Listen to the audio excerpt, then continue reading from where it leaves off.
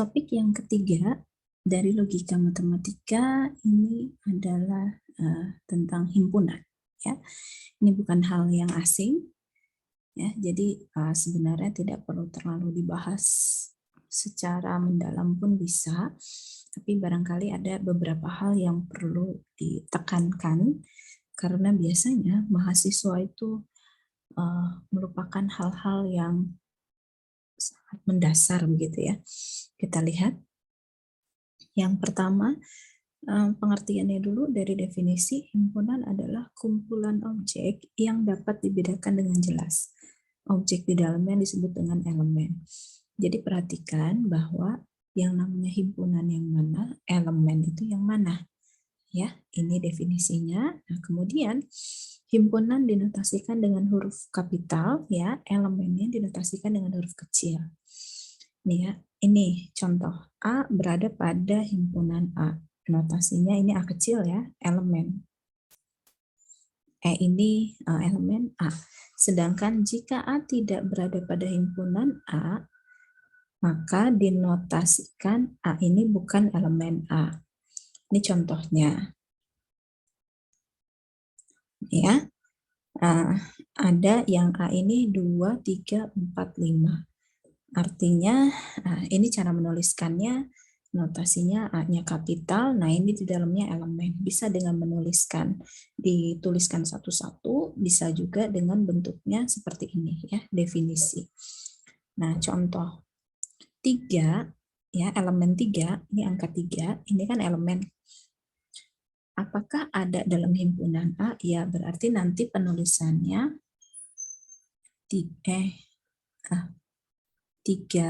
ini elemen A gitu ya. Oke. Penulisannya gitu bukan? Elemen kan? Ya. Ini ada tulisannya. A elemen A ya. Betul. Nah, kemudian kalau satu ini bukan anggota dari A. Jadi cara menulisnya seperti itu. Nah, berikutnya di sini ada istilah. Yang pertama adalah himpunan semesta. Merupakan semesta pembicaraan setara dengan domain dari fungsi, proposisi, dan diberi notasi S. Kalau waktu sekolah mungkin istilah mengenal ada diagram Venn begitu ya. Ini kan kalau himpunan semuanya ceritanya ini semesta, ada himpunan A, gitu, ada himpunan B, maaf. Nah, ini B, kira-kira begitu ya. Nah, kemudian ada himpunan khusus, ada N cantik saya bilangnya ya. Ini notasi untuk bilangan asli. Ini Z, Z-nya seperti ini untuk bilangan bulat, kemudian ada Q, ini bilangan rasional, ada bilangan untuk real dan bilangan kompleks ya. Ini notasinya nanti harus bisa membedakan. Ada himpunan kosong adalah himpunan yang tidak mempunyai elemen. Beda antara 0 dengan kosong. Kosong itu tidak ada elemennya. 0 itu ada, elemen 0 ya, di angka. Notasinya bisa seperti ini atau begini. Tapi tidak boleh digabung menjadi begini ya. Ini salah. Oke, kemudian yang berikutnya sebentar. Ini 1 2 3 ya betul. Ini yang keempat ya, himpunan bagian. Definisinya apa? A dikatakan himpunan bagian dari himpunan B, ditulisnya A himpunan bagian B, ini artinya apa? Untuk setiap X yang ada di A, maka X itu pasti ada di B. Contoh, kalau dalam diagram Venn berarti ini ada B, ini A. Ini A. Jadi A-nya itu ada di B.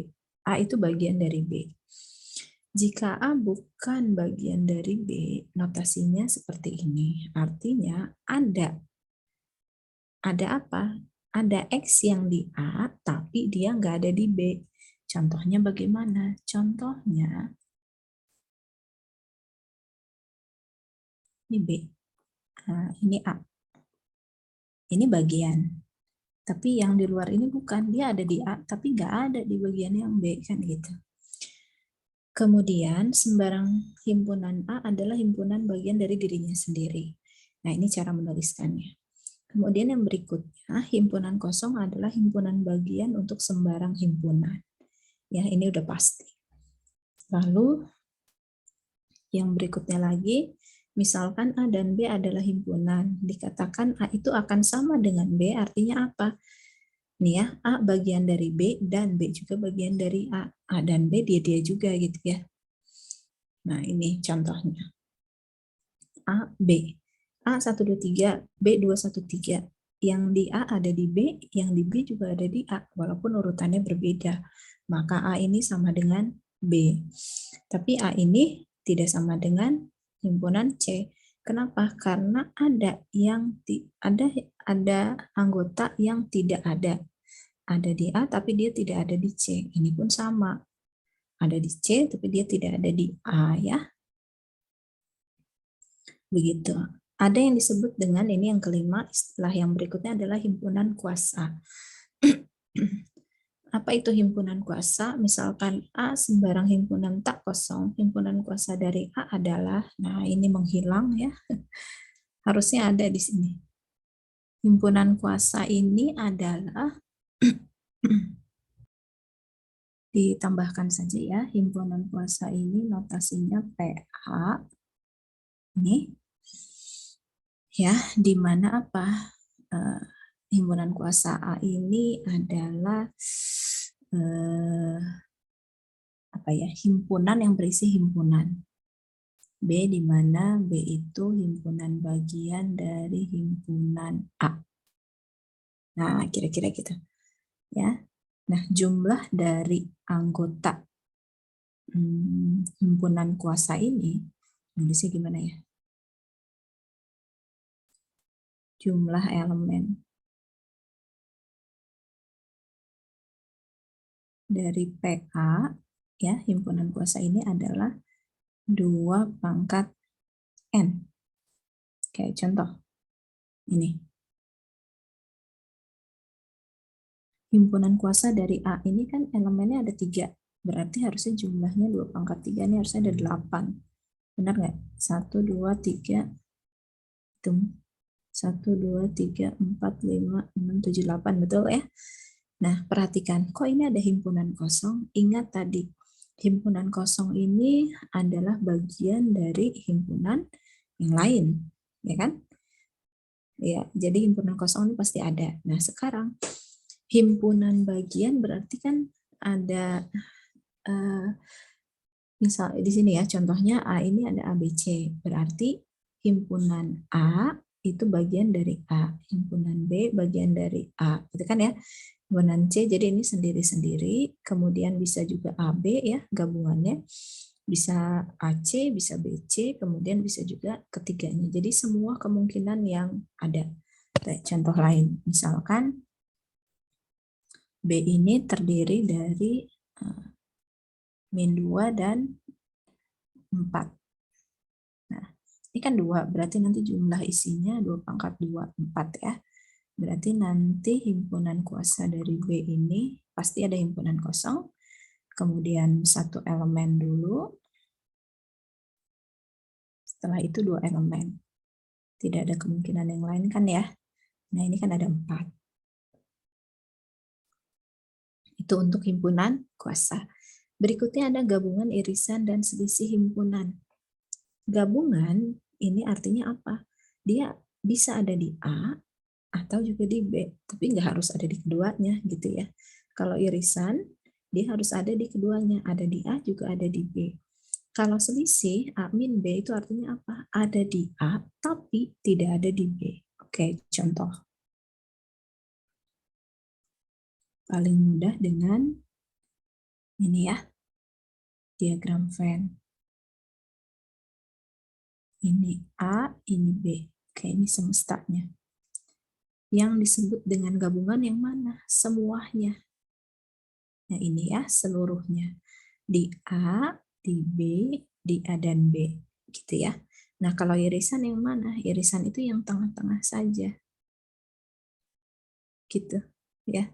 Irisan itu cuma yang tengah ini aja. Nah, sekarang kalau selisih itu yang mana? Ada di A, tapi tidak ada di B. Berarti yang mana dong? adanya di A tapi tidak ada di B, berarti cuma yang ini aja. Gitu. Nah, sekarang kalau B min A ada di B tapi tidak ada di A, berarti yang ini kan? Ya. Nah, berikutnya, nah ini diagram Venn-nya. Himpunan dalam diagram Venn, ya. Himpunan A dan B saling lepas. Ini yang namanya saling lepas, jadi tidak ada kaitannya ya. Yang ini tidak saling lepas. Oke, berikutnya di sini ini irisannya tadi gabungan seperti ini digabung tetap bisa. Nah, selisih tadi contohnya seperti ini, ya. Oke, nah ini contoh nanti bisa dilihat.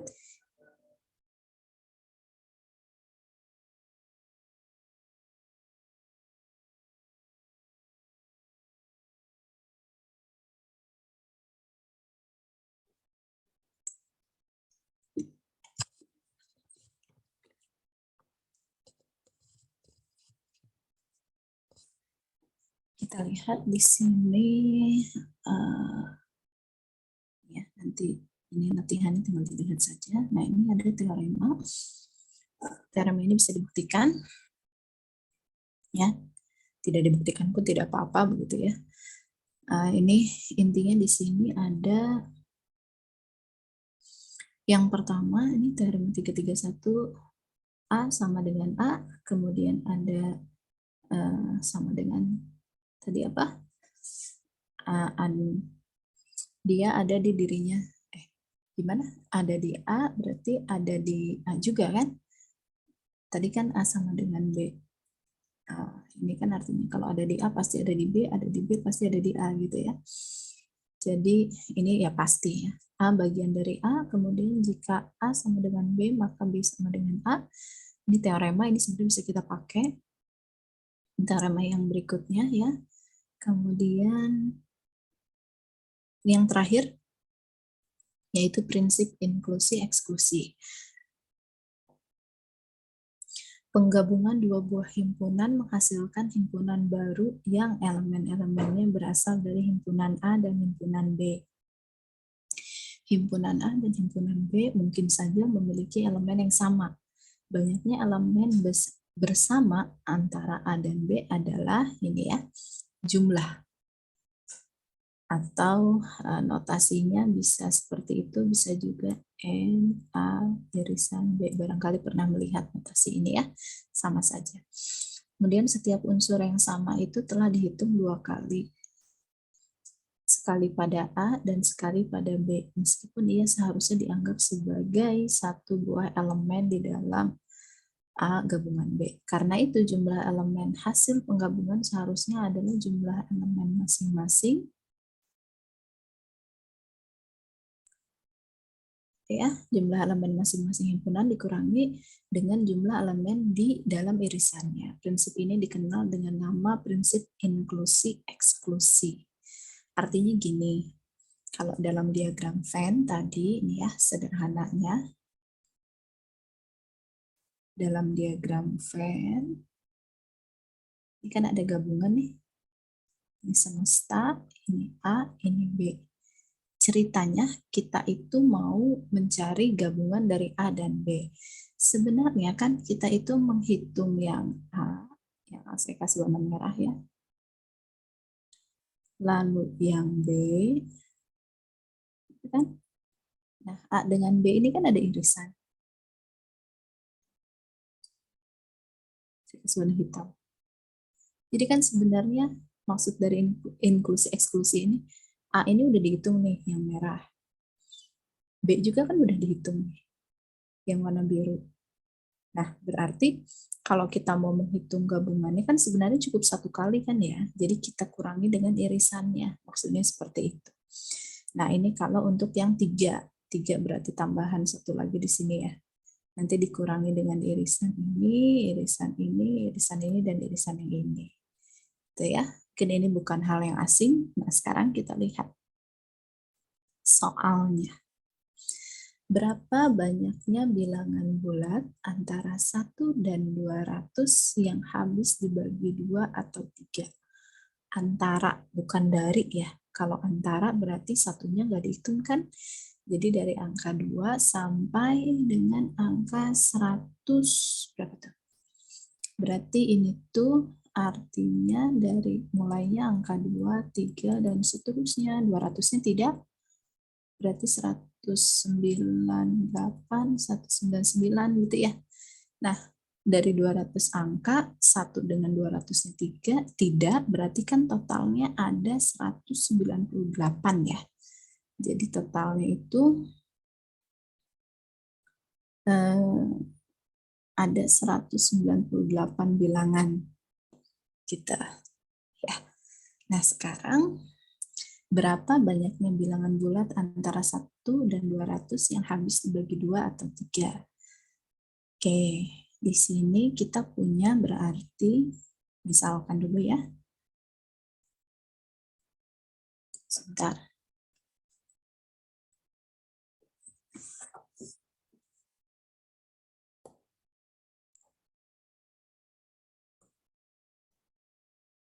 Misalkan A ini adalah himpunan bilangan bulat antara 1 dan 200 yang habis dibagi 2. Kemudian ada B, ini adalah himpunan bilangan ini yang habis dibagi 3. Oke, kemudian udah ya. Nah, sekarang kita cari jumlahnya. Berapa sih jumlahnya? Gitu. Ya, tapi kalau kita mau mencari jumlahnya, gimana caranya? Caranya adalah jumlah bilangannya ada berapa? Berarti dibagi dengan 2. Ini sama dengan berapa nih? 9 kali 2, 18, 99 ya? Oke. Kemudian kalau yang B, 198 dibagi 3. Ini berapa? Ini enggak bulat ya? Kalau dibagi 3, 6 ya? 6 kali 3, 18. Bulat juga ya? 18 bagi 3, 6. Betul ya? 18. Berarti 66. Nah, sekarang A dan B. Berarti habis dibagi 2 dan juga habis dibagi 3. Berarti mereka harus habis dibagi 6. Bagi 2 dan dibagi 3. Berapa nih? 198 dibagi 6. 3 kali 6. 18. Oh, 33. Wah, enak ini. Nah, pertanyaannya, bagaimana nanti kalau tidak bulat? Misalkan berapa banyaknya bilangan bulat antara dari 1 hingga 200. Berarti 1 dengan 200 kan dihitung. Nah, sekarang kalau yang 200 dibagi 2 kan ini 100 bulat ya. Gimana kalau 200 dibagi 3 gitu. Nah, ini yang kita ambil adalah bilangan bulat paling besarnya. Kalau 200 dibagi 3 nih ya. 200 dibagi 3 itu kan berapa? 6. 18, 66 koma ya. Nah, yang kita ambil bilangan bulat yang paling besar ya, yaitu 66. Kan 67 belum nyampe ya. Maka ada istilahnya gini. Nah, ini floor ya, bilangan bulat terbesar. Kebetulan ini bulat ya, sudah aman berarti. Yang ditanya ini, berapa banyaknya bilangan bulat yang habis dibagi 2 atau 3? Oke, berarti yang ditanya adalah A gabungan B. Ini didapat dari A berdasarkan prinsip inklusi eksklusi kan ini. Nih ya. Nih ya. Nih A ditambah B dikurangi A dan B. A ditambah banyaknya B dikurangi A dan B. Oke. Berarti di sini jumlah A-nya tadi berapa? 99 ditambah yang B-nya 66 dikurangi 33. Jadi 99 ditambah 33 ya. Ini 12, 1, 10, 13. Ya, ini jumlahnya. Mudah-mudahan tidak salah menghitung. Oke, nah ini latihannya. Silahkan dicoba dulu ya. Kemudian yang harus diperhatikan di sini adalah, nih yang mau diingatkan, ini ada real, ada bilangan, ini N itu bilangan apa? Asli ya. Bilangan real itu dari negatif tahingga sampai tahingga, termasuk pecahan juga termasuk.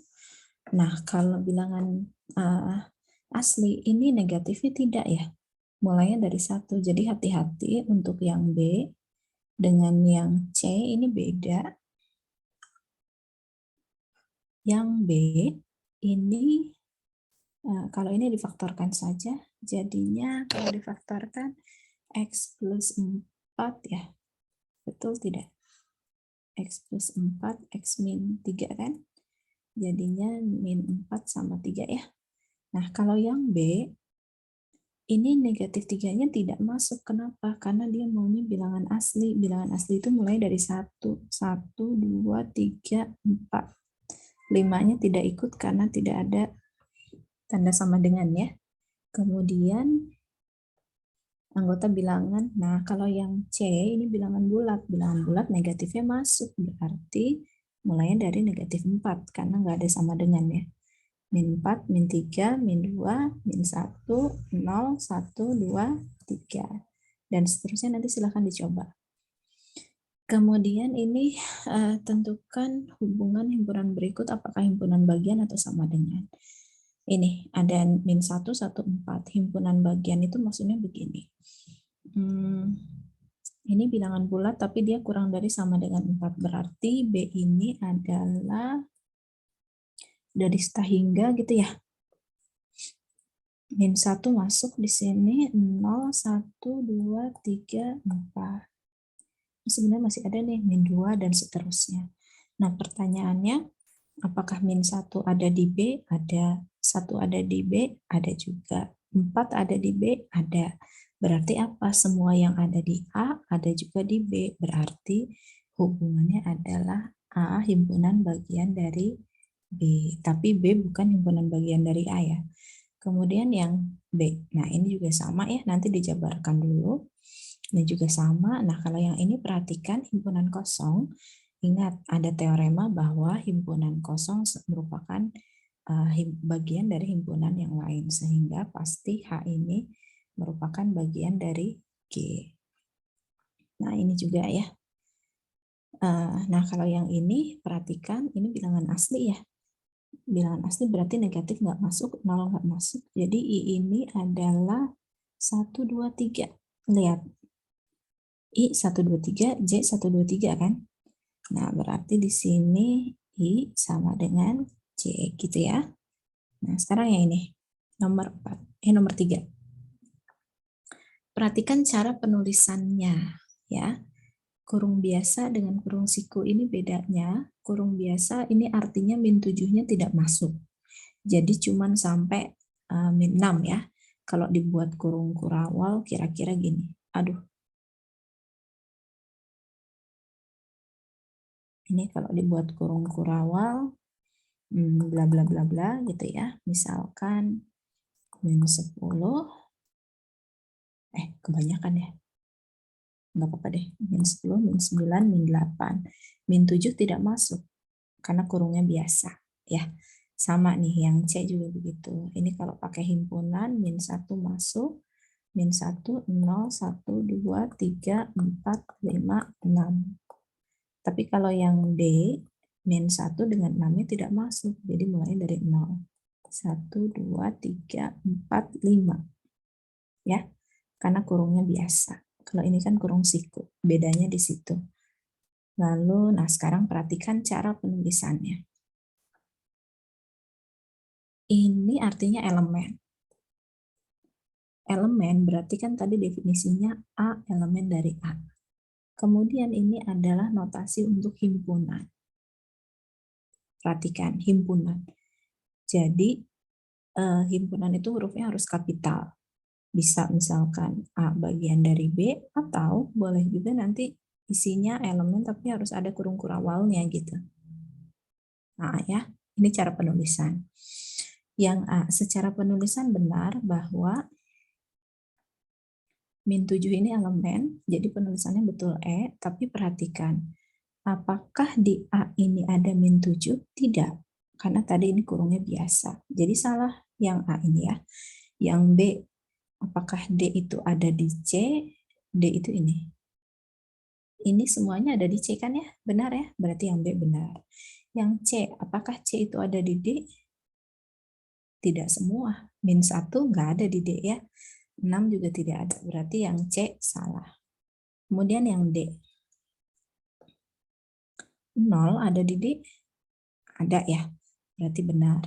Ini himpunan kosong elemen dari PE. Ingat, P ini himpunan kuasa. Himpunan kuasa itu isinya adalah himpunan-himpunan. Berarti ini benar, walaupun dia elemen. Kenapa? Karena PE ini isi, aduh.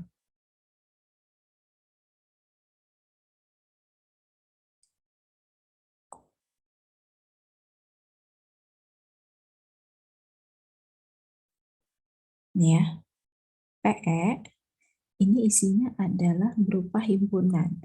Ada himpunan kosong, E-nya tadi apa? Nih, ya. Kemudian ada himpunan min 1, dan seterusnya ya. Nih, ini berarti benar.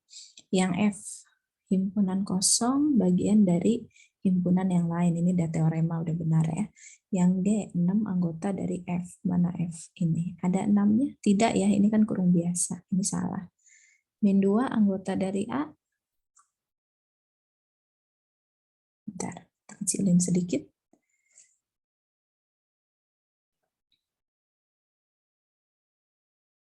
Oke ya. Ya, ini min 2 salah ya, karena min 2 tidak ada di A. Kemudian yang I. Oke.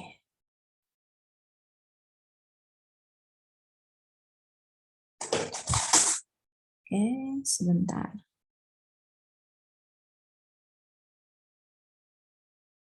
Nah, ini. Nah, yang I, perhatikan, ini adalah notasi untuk himpunan, ya. Sedangkan min 2 ini adalah elemen. Jadi ini salah dalam penulisan. Jadi yang I salah. Yang J, ini notasi himpunan. Ini ada kurung kurawal, benar. Secara penulisan benar, tapi sayangnya min 2 ini memang tidak ada di A.